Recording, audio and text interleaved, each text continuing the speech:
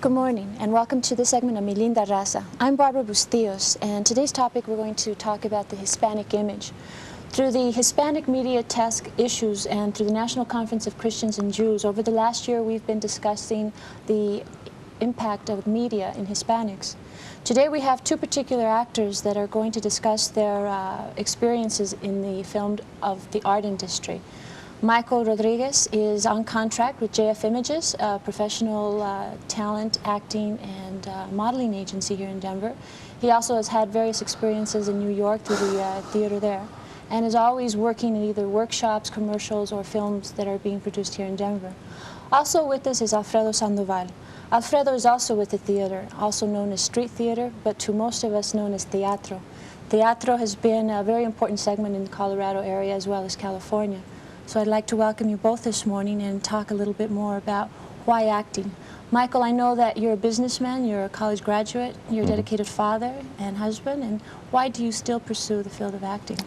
Well, it's always been a dream of mine, simply because when I was raised, the TV was probably the most influential part of my life after school and just as entertainment. You know, being raised in New York and with a family that was always working, most of the time I was home alone, just working either on schoolwork or just watching TV, as a lot of kids do today. And it's always been something that's fascinated me. I guess in a way it'll give me a chance to do all the things that I might not be able to do in my professional life. What has your experiences been in Colorado, since it's not exactly the hub of where all the films are being produced and directed, but more and more are coming in this area? How do you find, like for example, being on contract with a local talent agency? Well, it works out pretty good because, you know, with my professional job, that takes care of my family and basically bringing in the bread and butter. But with the agency, I have a good agent, Annie Maloney, who works outside in California, New York, looking for work for me. And then here in Colorado, doing print advertising and industrial films for local companies.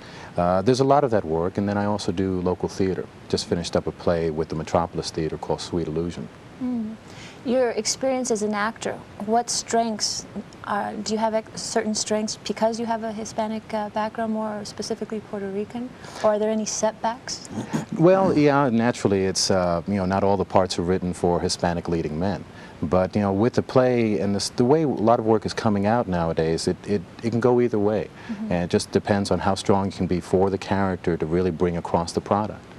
So for me, you know, a strong voice, and I play a lot of adversarial roles, playing opposite the good guy and playing the tough bad guy. But it's a lot of fun, and it can go both ways.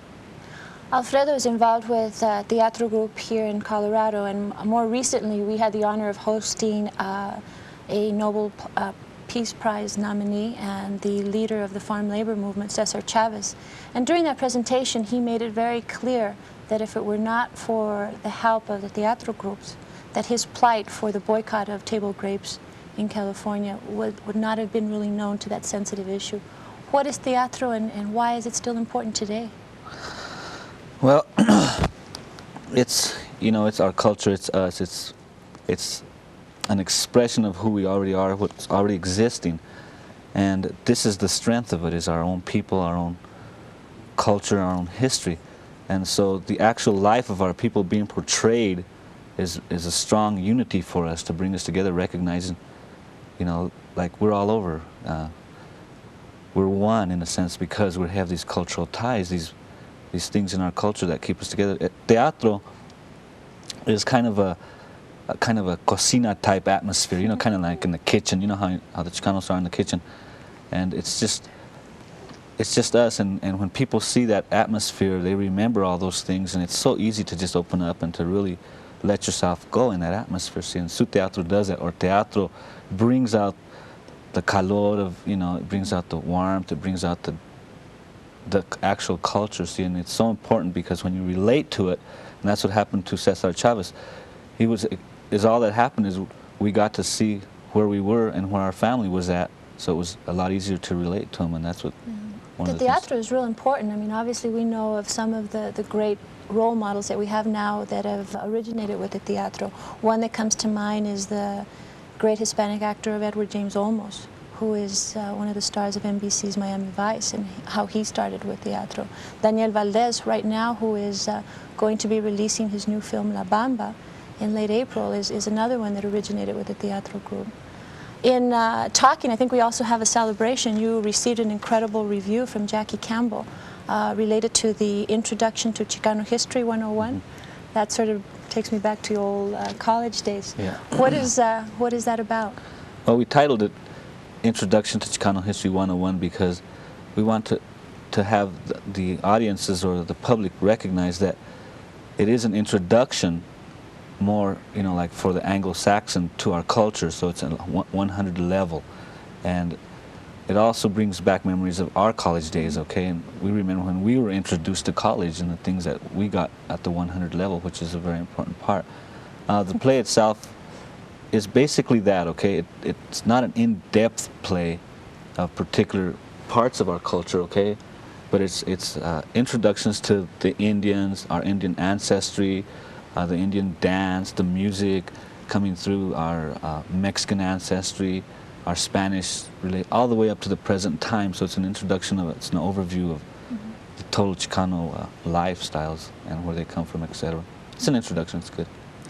Michael, when you set your goals now in terms of your acting field and getting more into the industry, what do you see yourself becoming more a part of? Well, that's interesting because one of the things that I did when I was in college, I majored in sociology.